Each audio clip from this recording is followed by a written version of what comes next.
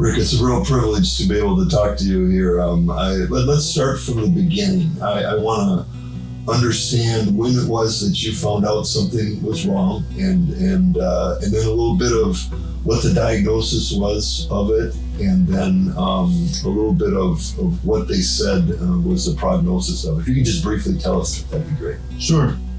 I was diagnosed in February of 2019 with really advanced terminal non-small cell lung cancer with an exon 19 deletion, which is just a mutational status.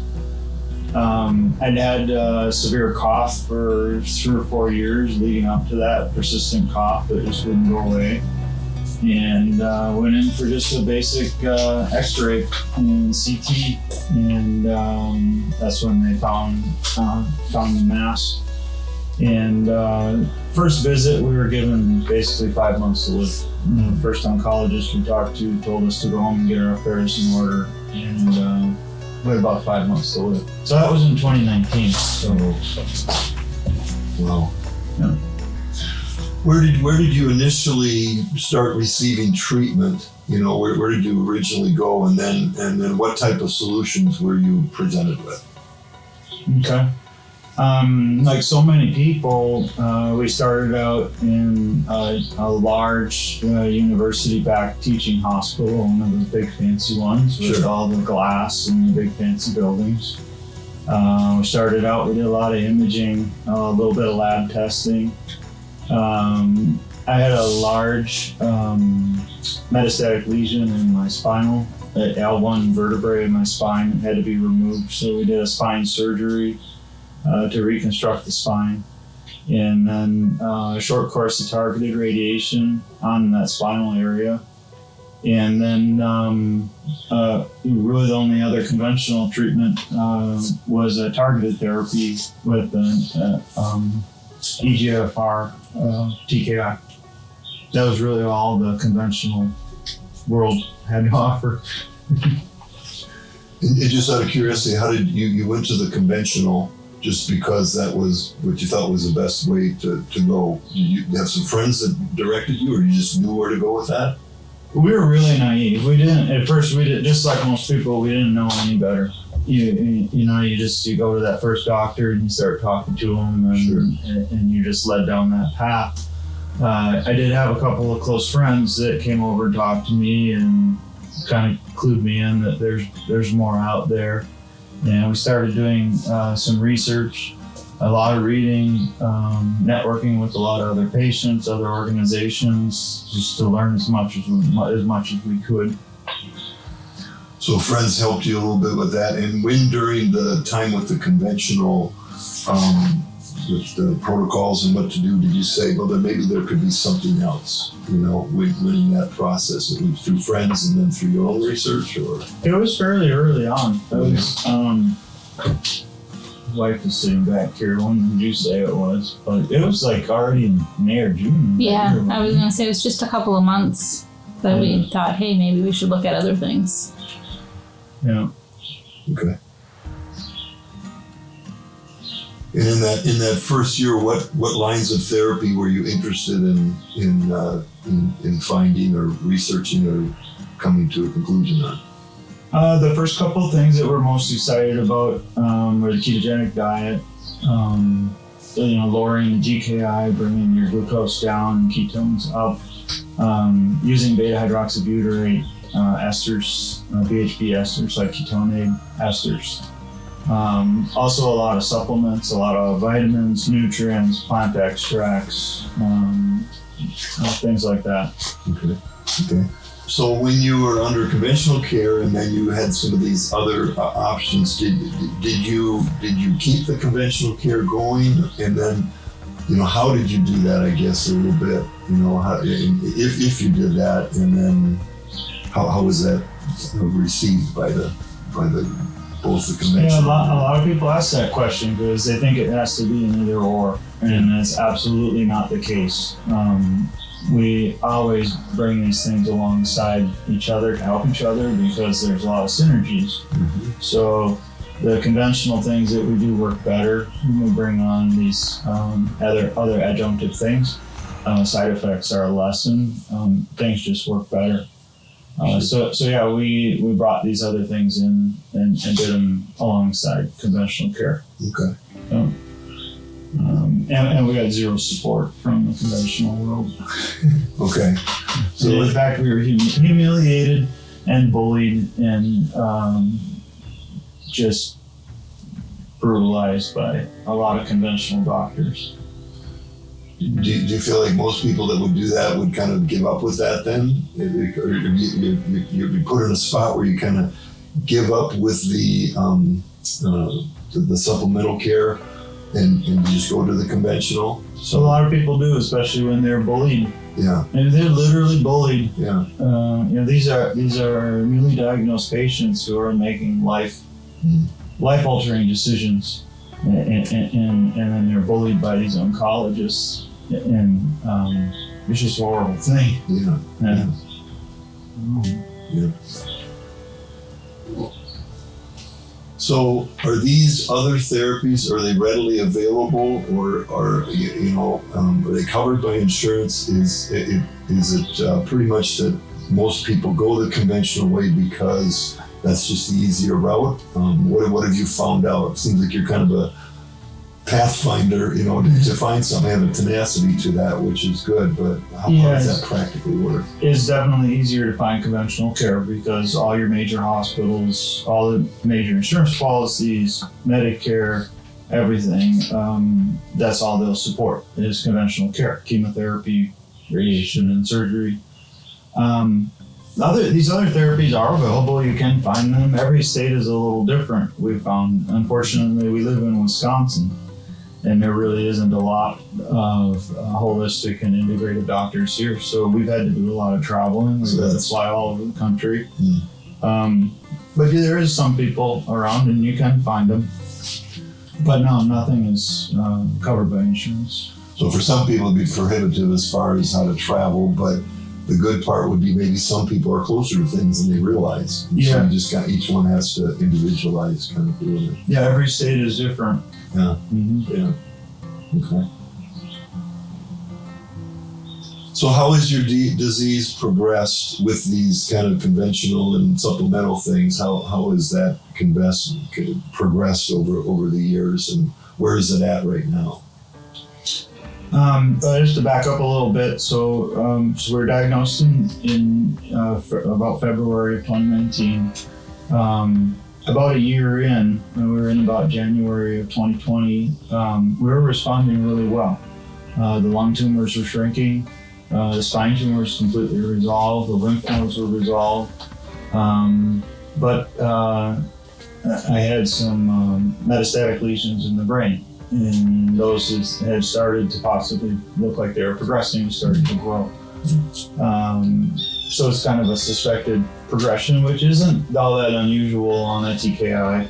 So we had this suspected progression in the metastatic lesions in the brain, and we basically decided to escalate treatment and bring on some more lines of therapy because most people know that it's fairly common for targeted therapies to develop resistance within 6 to 12 months, and this was right around that time, so we were obviously a little bit scared. Yeah.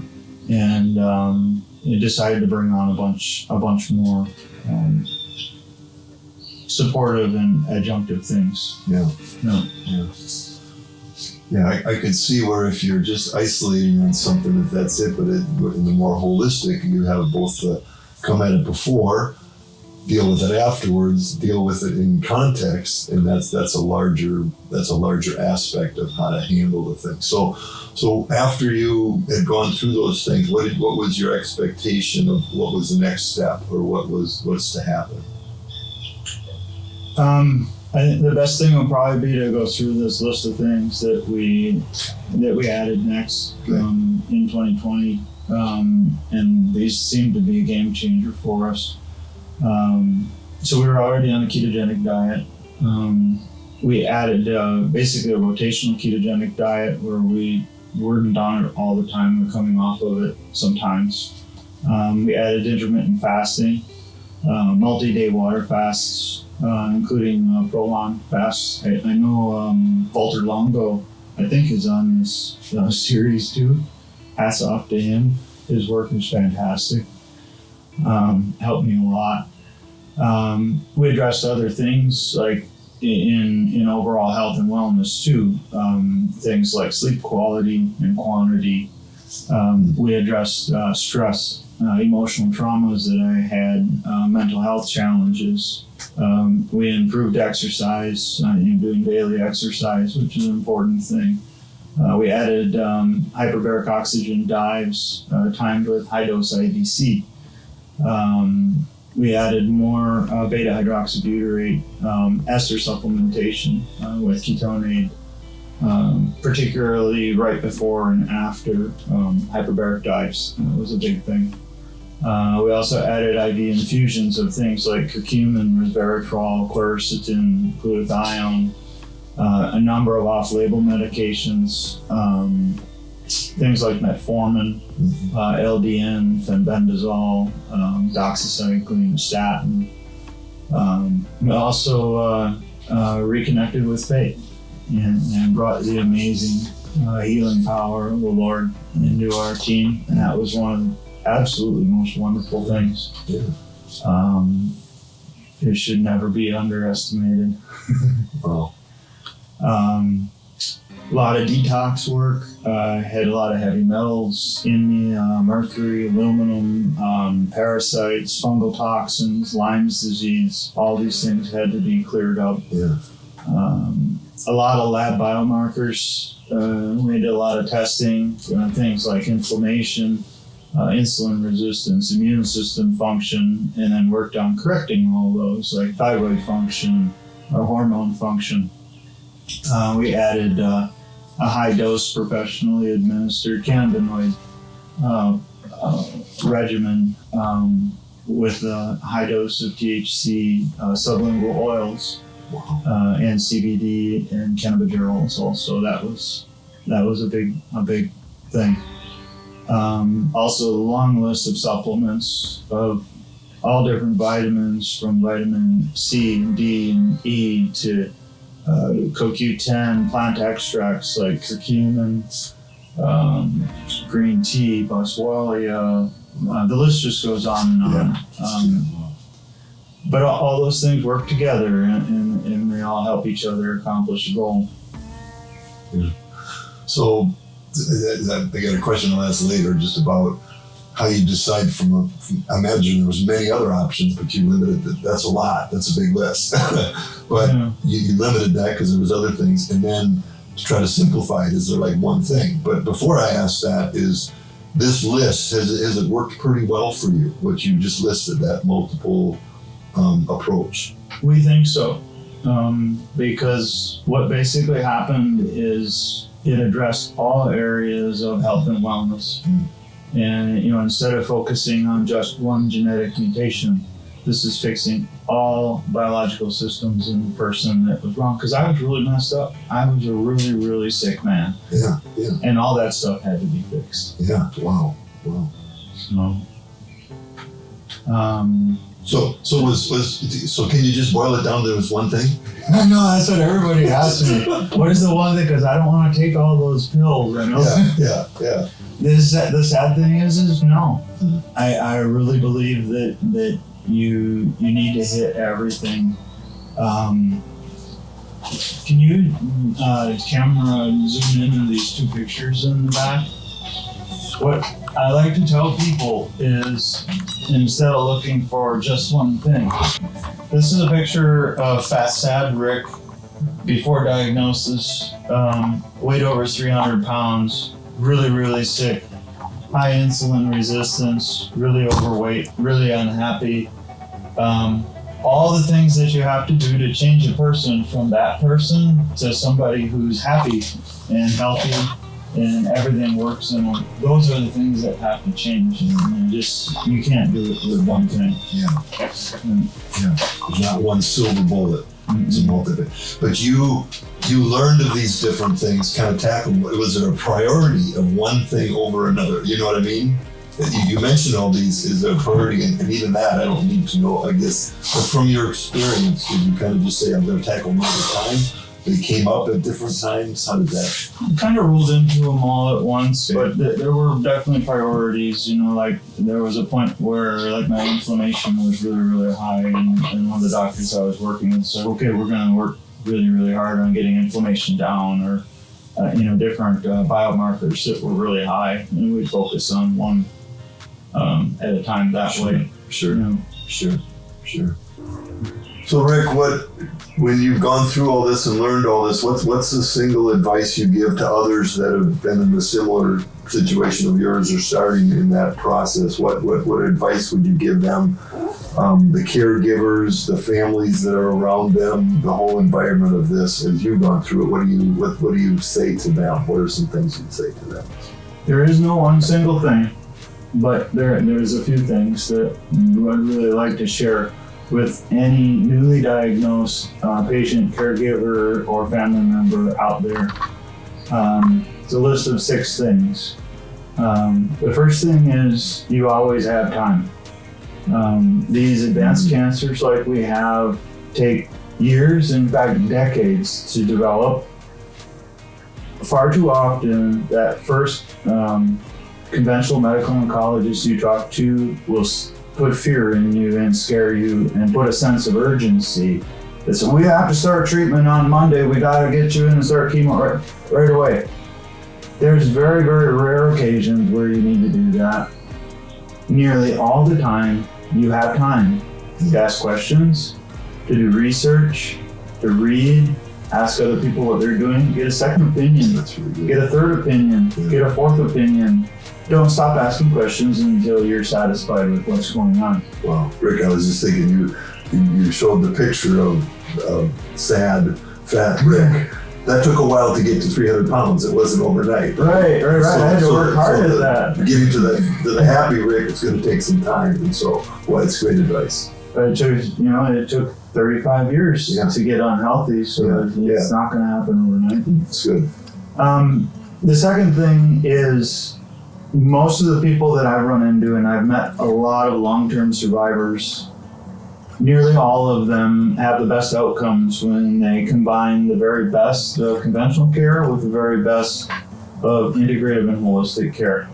Too many people go just down one road, and the best outcomes always come from combining the best of both worlds. Sure. The third thing is people really, really need to learn the difference between a conventional medical oncologist and an integrative or holistic oncologist who's involved in integrative care. They're trained differently, they have to go to school in different places, they have a very different knowledge base, and it's really important to know the difference between who is who. The other really important thing is to ask the right questions of the right people. I've run into far too many patients who have had questions about integrative care, like questions about hyperbarics or questions about IVC or supplements. And they go and ask their conventional medical oncologist, and then they get really disappointed when they get humiliated and chased out of the building. These people are not trained. They don't understand these things. It would be the equivalent of going and building a house and having a bunch of contractors there. You got a plumber, you got an electrician, you got a roofer, you have all a bunch of people working on your house. If you have questions about the plumbing, you're not going to go and talk to the electrician about it. You're going to ask the plumbing questions of the plumber and ask the roofing questions of the roofer. It's really important that people do that. The general contractor is the one that's seeing the big picture, the integrative, but a lot of times you got to ask the specific questions to the specific person, is what you're saying. Yeah. Okay. Yep. The last couple of things, very rarely does the conventional model of using linear monotherapy, so using one drug at a time until it fails, very rarely does that result in successful long-term outcomes. It almost never works.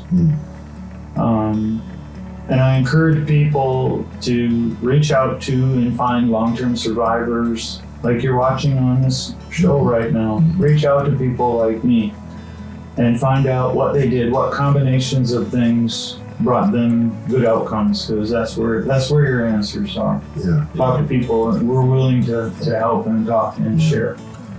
That's your best resource. Rick, those are That's great. it. Those are great 6 principles. I mean, really, those are good. I really know that you spent a lot of time thinking through that, and that those are really special. They really are. I pray that they can help people, to know and get good direction from that. I wish we would have had somebody on our first day come along with that list of those 6 things. Yeah, It would have exactly. changed. It would have speed everything up. Exactly. Cool. Well, thank you. Time